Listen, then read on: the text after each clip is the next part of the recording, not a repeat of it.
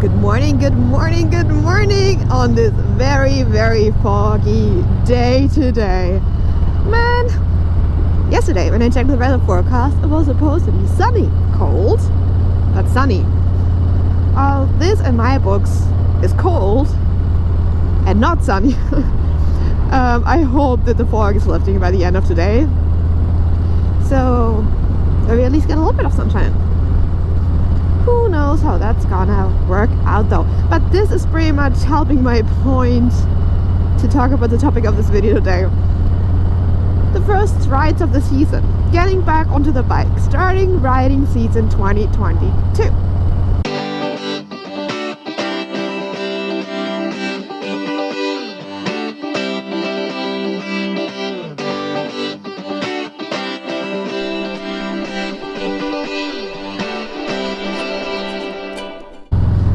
Visor today is fogging up real good, which means it's pretty cold today. We only have about 2 degrees Celsius, I think, which really brings me to a point how to prepare yourself to ride so early in the season. Because really, when we're recording this video here, we have March 4th. Really, in most of the books, especially in Canada, not riding weather just yet. But I'm lucky enough to live in the beautiful Okanagan, where winters are so short, but still too long. I really should have put on long johns. My legs are getting cold already, and I'm only in for 5 minutes now. So yeah, one thing you definitely want to keep in mind when you go for early rides, or like go for rides early in the season: gear. I can't even pledge it enough. The warmer layer, like the more warm layers you put on, the more comfortable you're going to be. So for me, it's a nice warm winter jacket. I don't have like a super warm riding jacket yet. Still on my to-do list and my bucket list to buy. But like a nice warm jacket, nice sweater underneath, so I get it stay as warm as possible. Nice fluffy socks in my winter boots so that my toes are not freezing up. And then one of the most important things, my heated gloves. We got, like both Andy and I, we got heated gloves for Christmas. Thank freaking God, because if we wouldn't have them, there would be no way that I would be riding right now. Like, I can feel my knees already getting cold. I can't even imagine how cold my fingers would be by now already. So my heated gloves, best gift ever. And then, I mean, talking about gear, the helmet of course is also important, right? So full face helmet definitely has its positive points as soon as the weather is cold, because it protects your face just from the cold air, which after a while can hurt very, very badly, as I'm sure most of you guys know. So yeah, next to getting yourself physically ready to ride again, one thing you should keep in mind too is your surroundings. The cars, your fellow road sharing pedestrians, bicycle riders, whoever is on the road, like sharing the road with you really. At this point, they are not expecting to see a motorcyclist yet.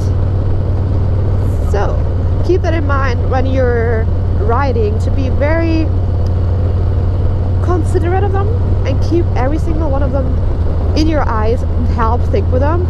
Don't risk your life by crazy speed ups or passing maneuvers or whatever, because they're not expecting you yet. So rather take your time, enjoy, be happy that you can already be on the road. But let's be realistic. I mean, especially here in Canada, no one usually expects bikes until, let's say, May, June. And then, I mean, you still have the crazy ones like myself riding here beginning of March. So maybe just keep a little bit more distance to your cars in front of you, especially, you know, people can be idiots, right? So you might get the odd car driver that just gets too close to you behind you, so they're not keeping enough distance. Which means, like, if you have to brake, the chance of them reacting in time is pretty slim. So if you be proactive, and holy shit, skirts, all this dirt. What the f? So just being proactive could save your butt. And talking about proactive and just the dirt that was here on the road, I mean, that was perfect timing. The roads are not cleaned yet. So, like, from the sand and the gravel and the dust and the dirt from the winter, you know, that the city workers put on the streets during snow and ice, so it's not quite as slippery. It's still there. I mean, you can see it here on the side of the road. It's still pretty dirty there. So you would definitely want to stay away from the sides and be very, very careful when you go around corners. Your back tire and your bum can get definitely away from you if you try to take a corner too hard and too fast with their sand on the ground. I mean, every dirt bike rider out there, I'm sure, can agree that it takes skills and a very light bike to handle that. And I mean, in my case scenario, it's a Harley, it's not light, nor do I really have the experience and skills to ride on dirt. So I want to ride as careful and again as vigilant as possible, because I don't want to drop or scratch my beautiful Heritage Classic. It's just about the Heritage. I don't care about me, right? I already have to change my batteries.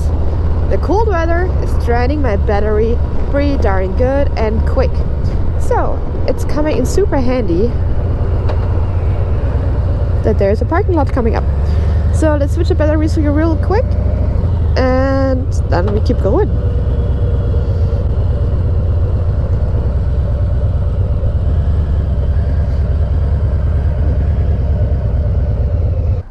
How many percent do you still have? Barely anything. Okay, let's change the batteries. A few moments later.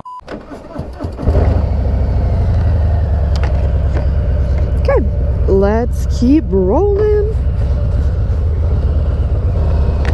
Every time I go too slow, my visor just keeps fogging out like crazy.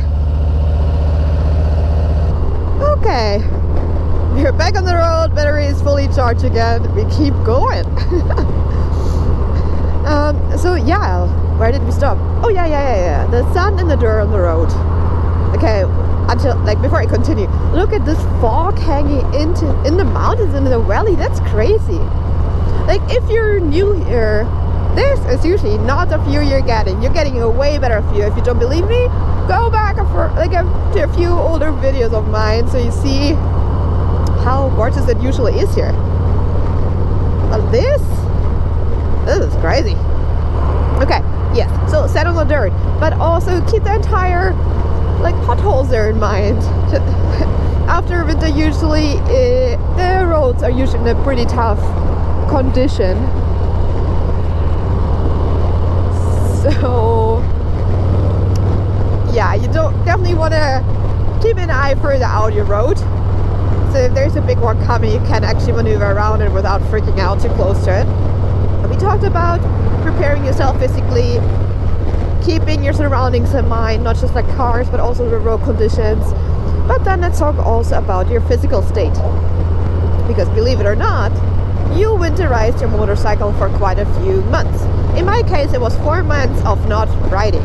So when you end the riding season, when we ended the riding season, you're pretty comfortable, you pretty much lift on your bike, you know it inside out. You're breathing this thing basically, right? So after 4 months of break and getting back at it, it felt familiar but also strange at the same time, because you have to get used to it again. Which means, oh man, this entire fogging up thing of the visor is annoying. Anyways, so which means you have to get used to it again. You have to kind of teach your body again for a quick second. Okay, here are my indicators. Like, how are you angling? How are you feeling? How are you navigating? Because really, yeah, your body had a break. So for the first few tries and rides, be a little bit cautious. Like, even though you might be a skilled rider or not, it might take you a tiny little while until you get the heck of it again and just feel as comfortable as you did when you put it to winter storage. like Andy and I both realized it when we picked up our motorcycles, that like we were so excited. We were just ready to go. We wanted to go on the road. We want to go ride again.